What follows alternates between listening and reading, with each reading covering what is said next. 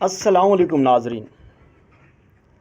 ہر قسم کی خارش اگر آپ کے جسم پر خشک خارش ہے، تر خارش ہے، آپ علاج کر کر کے تھک گئے ہو، تو میں آپ کو آج اپنے مطب کے مجربات سے نسخہ دے رہا ہوں.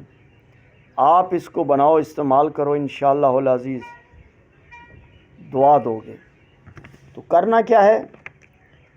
چاس کو 20 گرام، چھوٹی الائچی 20 گرام، گندک آملہ سارا 20 گرام،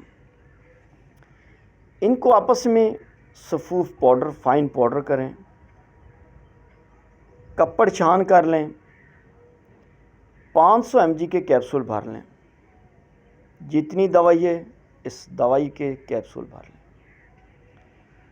صبح شام تازے پانی کے ساتھ کھانے کے آدھا گھنٹہ بعد انشاءاللہ العزیز میرے اللہ کے فضل و کرم سے آپ کے جسم میں کسی بھی قسم کی الرجی کی شکایت ہو، خارش، چنبل، آپ کی خشک یا تر خارش کسی دوا سے نہ جان چھوٹ رہی ہو، آپ اس کو استعمال کر کے تو دیکھیں.